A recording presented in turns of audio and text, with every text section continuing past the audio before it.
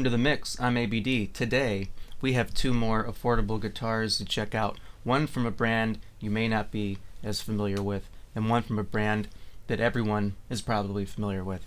Firefly and Squire. First of the green guitars, we have something a little more metal. We have a V.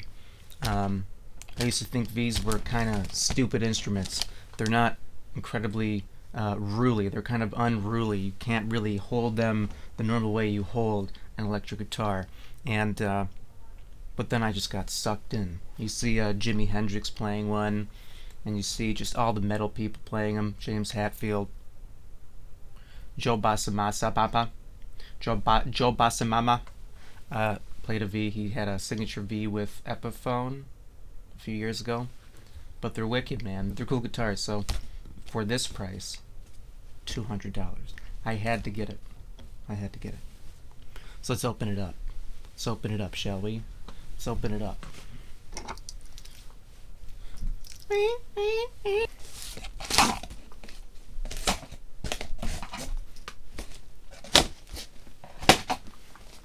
And if anyone's thinking of getting a Firefly guitar, it did in fact come shipped like this. Not in two boxes, but in one. But this one box from California, I think, is in very good shape. There's no big dings or anything. UPS. This is shipped with UPS, and it came in good shape. So let's see how it is when we open it. There were two pieces of tape. Now we turn it over like this, and then we push the shit out like that. And as you can see, there's a big piece of styrofoam. So far, I'm impressed with how it's packaged. Really nice. Really nicely packaged inside there. What I'm noticing here is that there's a pickguard. There's a pickguard that came with it. And I didn't know that a pickguard was coming with it. I thought it just didn't have a pickguard. So that's kind of fucking cool. There's even shielding on the back. Well, the plastic did come off a little bit. And so it probably got... Oh no, there's two pieces of ply. It's got the double ply plastic cover like a lot of pickguards do. But one of those pieces started to come up. And... maybe scratch it up a little bit, but that's a 3-ply black, white, black pickguard, very much in the shape of another manufacturer, in the US manufacturer. And again, when I got it on the site, it just didn't have a pickguard, and I didn't think it was coming with a pickguard. So if I want to put it on, I could put it on. So far, point for Firefly.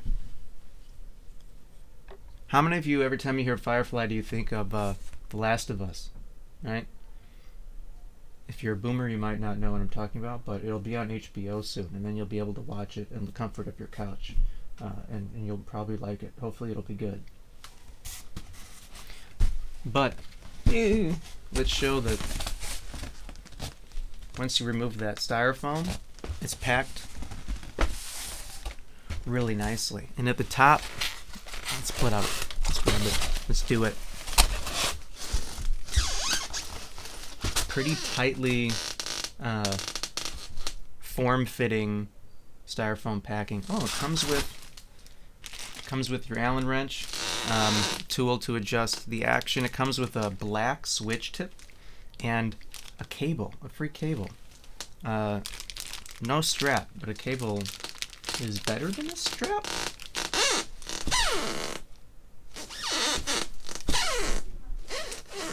Squeaky. It's very tightly packed in the styrofoam. I kind of don't want to pull too hard on it, but oh, it just came right out. Is that in the way? It's not in the way.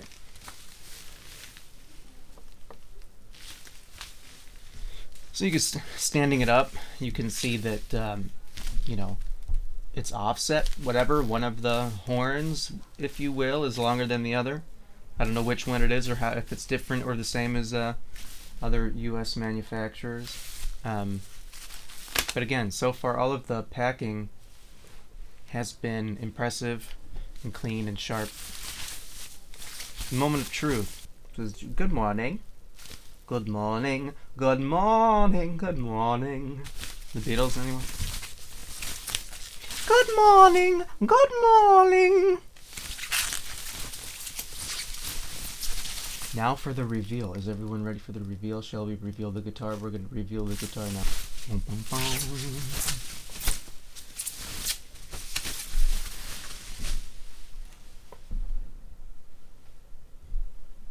There we are.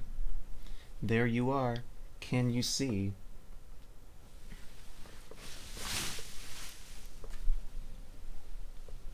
First impressions.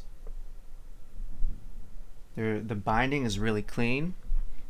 The neck, ooh. The neck has those, I didn't realize this, but the neck, the frets are those ball-ended, rolled kind of fret ends that you see on guitars today, like the Erts. I know a lot of people talk about the Ert guitars having these ball-end frets, and I didn't realize that they were that type of fret. Looks really, really nice. The way they do that is they kind of round them, they cut that fret wire before they place it, glue it into the neck. They're not going in there and you know, with tools and doing it after. It's the way that they're cutting the fret wire before they install it. And I know Ert does it and a number of other like more affordable modern brands. And it's kind of funny that these affordable modern brands are doing thinking about things like that. So immediately, right, I'm grabbing the one horn between my legs, which feels, I know that's how a lot of people play a V, or kind of how you have to play a V, and I wasn't sure if that was going to feel natural or if I was going to feel fucking weird, and I'm totally okay with it. There's no switch tip on there because it came in this little bag. I'm not positive why it came in this bag and instead of being installed. I don't know why I thought, oh, there's a white one installed and then they give you a black one and you can choose. No, they just don't have one installed, and I don't know why they would have a white one installed because all the other hardware on here is black. But it has black barrel knobs. I don't know if you call these barrel knobs. I don't know what Gibson calls them. The switch feels nice. It's not super loose. It's like it's about to say, actually my Gibson is looser. On my Gibson Les Paul, it's looser, and it's a little tighter on this, which is good. The pots feel really smooth, but they feel a little. You kind of got to give it a little. Like they're kind of hard to turn compared to a Gibson. I don't know what the fucking pots Gibson use, TRS or whatever. I don't really know what makes a good pot. That type of pot. I don't know what makes a good pot. But potentiometer. I don't know what makes a good potentiometer. But these are kind of hard to turn. Not hard to turn, but they're a little harder to turn on the Gibson. And they're smooth though. Like they're smooth to turn. They don't feel like grainy, or they're not like hard to turn. They're just like a little tighter, which might be what you want. I don't know. Does it make that a better potentiometer? As far as the action, let's see how the action is. The relief is good. Ooh. The relief is good. The action is good. It's kind of low. It's kind of a low action. It's certainly not in tune, but there's no buzzing, right? Feels really good as far as the way the strings are ringing out across the neck. Really nice binding. There might be a little bit of imperfections on the binding on the neck on this side. It's, I would imagine, a plastic nut, but it looks like it's cut really well. It has a mahogany body with a maple cap, which is, it's not really a flame. I would call it like, I don't know what to call that, like a jeans burst, kind of, sorta, jeans burst, if you've ever seen that. In this case, it's green. I don't know if they call which type of green. And there's two greens. There's olive and there's green, and I forget which one this is. I will look it up and I will put it there. But there is a volute on the neck, which is nice. Some people might say, "Oh, I don't like that little bump," or "That's kind of annoying." But it ends. What it does is protects the reinforces the neck from if you were to drop it or accidentally bang it on something. You don't want to crack your headstock off. There's a little sticker on the back that says Firefly. I haven't seen anywhere on here that says made in China or Indonesia, which I believe is where these are made. The machine heads are nice. They're Grover-like machine heads, but they're clearly cheaper. You know, they're like Grover tuners, where like some of them are nice and tight, and some of them might be a little fucking loose. But that's a cool looking beast right there. And see, if I lift my one leg up just a little bit, and then it stands like straight. But if I put it down, you can see the left horn is a little taller, and so it sits a little bit on an angle. Headstock, Firefly headstock. Clearly not the. It's not. So I'm already banging this friggin' thing around and everything. I'm not used to having a guitar this shape, so I just keep hitting the horns on shit. I am going to scratch or bang up this guitar. It's gonna happen. Firefly. It's definitely not the. Oh, that's a sharp ass fucking edge right there. Damn boy, that's sharp edge. Sharp edge, boy. It's not the triangle. It's not the big. God son of a bitch! I keep hitting that horn down there on my pedals. It's usually on Gibson. It's like a triangle fucking sort of thing. Then it's really big and kind of ugly. And then if you got like an LTD sound system, nope, I'm not. Just kidding. LTD guitar. It might be the little hockey stick thing, or it might be that sharp. Like if it's a Jackson, it might be sharp. It might be like a sharp hockey stick. And overall, this feels really good. Just holding it so far. The neck. There's really on the website that I got this from. Not many specs. It's just like mahogany guitar and strings, nickel strings. It's like that. Doesn't really help me that much. Supposedly these are stainless steel frets. They feel good. These frets feel really good for a $200 guitar. Wow. Like it hasn't been played in at all, but they're nice and polished and smooth feeling. The piece of rosewood that they used for the fretboard is kind of ugly. It's not the greatest piece of rosewood, but that's what happens when they're putting rosewood on guitars of this price, because rosewood is becoming less common, or on more expensive guitars. You see Fender and Gibson using it on their more expensive guitars. Well, Gibson uses it on everything really, but Epiphone does not, right? They use Pau Ferro and Laurel and cheaper ebony and whatnot. But this is rosewood. It's full on rosewood, everybody. And the inlays are nice. Like maybe there's a little bit of glue, like in spots, like right there, and there's like a, I don't know if they paint this rosewood maybe, or there's like a finish on top of it, but it's maybe a little uneven, and it kind of gives it it makes it kind of feel less like rosewood and more like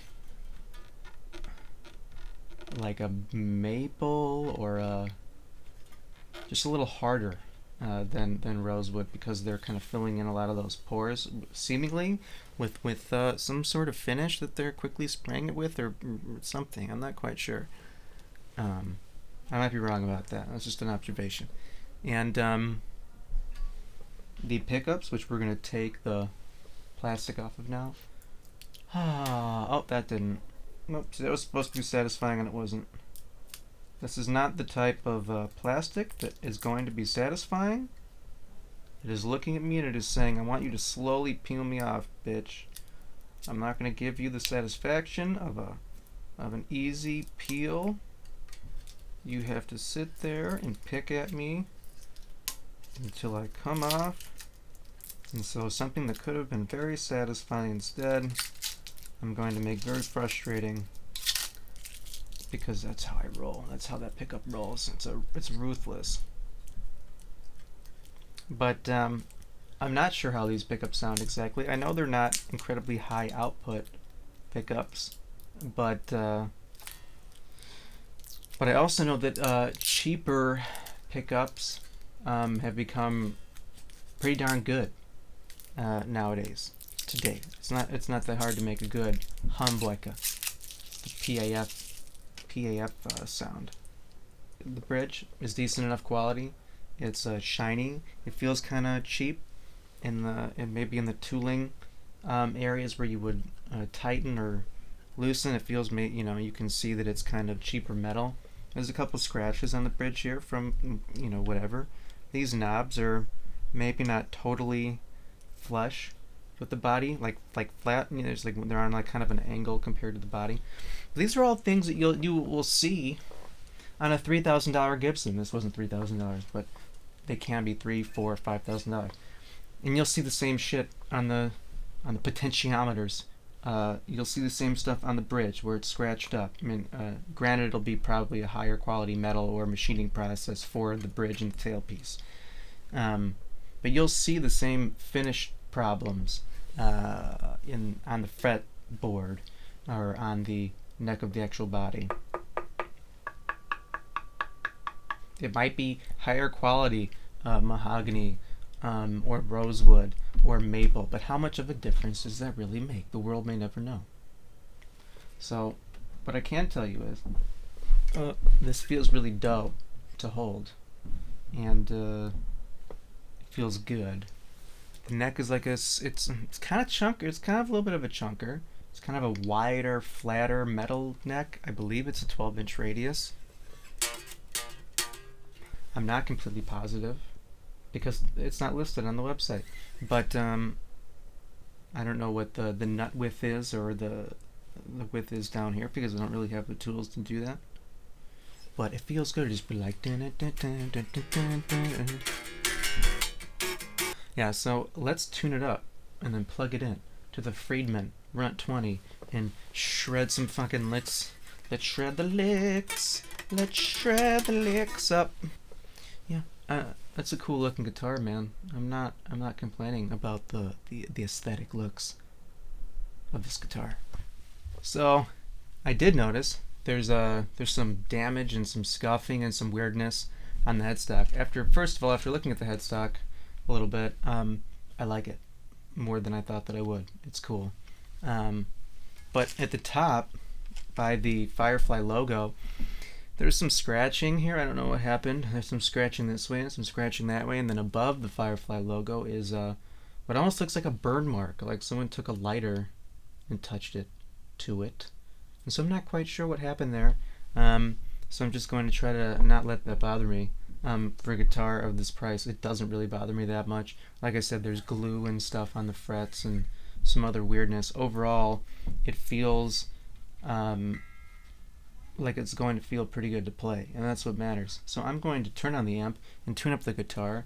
Let's see what it sounds like. I very well might need to get put a strap on this so I can play it a little easier.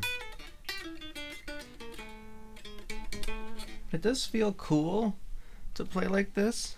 It's definitely different. It's definitely hard to have your hand slide up and down the neck unless you're holding it with your legs, which is not the easiest thing in the world to do. But it is possible. It's a nice workout, and work out your calves and get ripped, get fucking shredded, man. I'm gonna do my guitar workout. How long can you hold it? Apparently not very long. But it's balanced nice. If I hold it and the headstock is heavy enough to where it doesn't feel cheap and like it's flailing around, and the body is light enough to where it doesn't feel heavy, or again, not light. It's not too light to where it feels like it's made out of plastic or it's hollow. Like you feel like you're holding a wood instrument. which sometimes with these cheap guitars it feels, even though it's made out of wood, it just feels like it's plastic. And that is not the case with this. It feels like I'm holding a piece of resonant wood between my legs. And like I said, the setup is good. It's low, but it's not. There's no buzzing. I'm not noticing, or dead frets.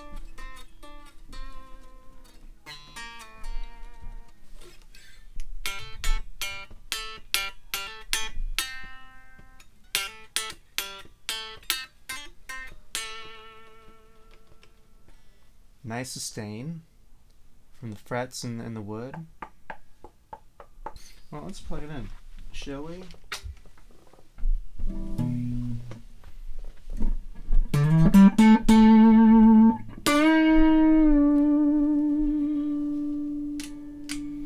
So we're on the neck pickup.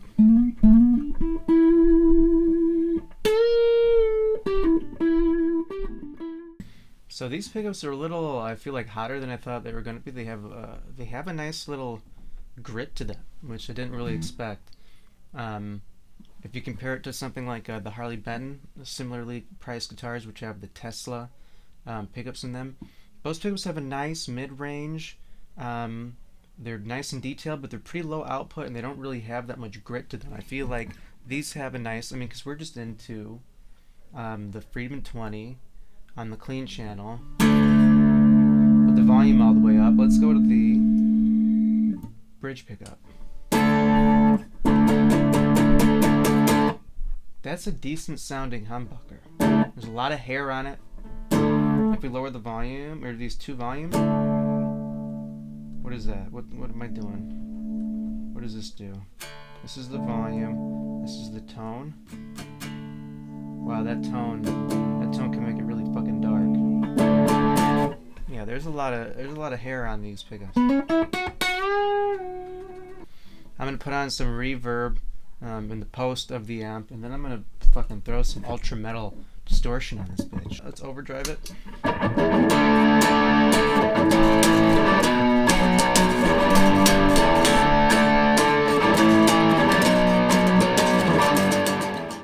Let's go ultra metal, ultra metal. Be helpful if I had a pick.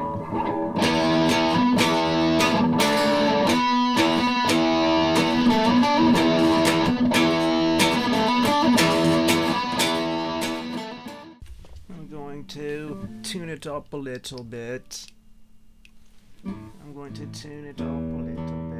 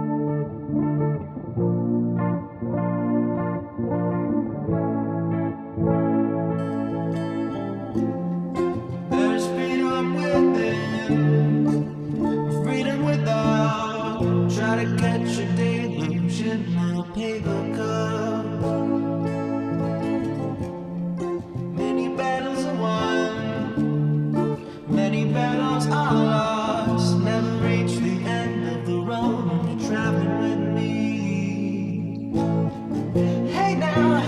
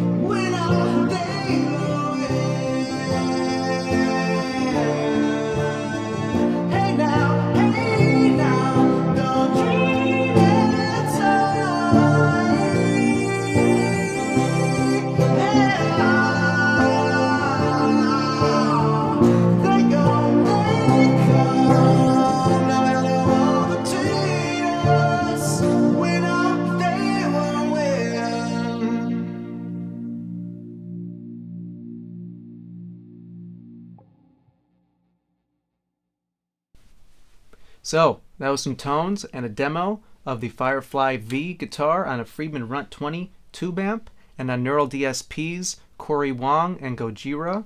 And I hope you found that interesting. Overall, I think it's definitely worth $200. This was on sale from Guitar Garden. Usually they're like $250. This was on sale for $200. And like I said, there was that weird damage on the headstock. And besides that, it's playable. It sounds good. It looks super cool. And I hope you enjoyed that. And until next time, subscribe, like, take care.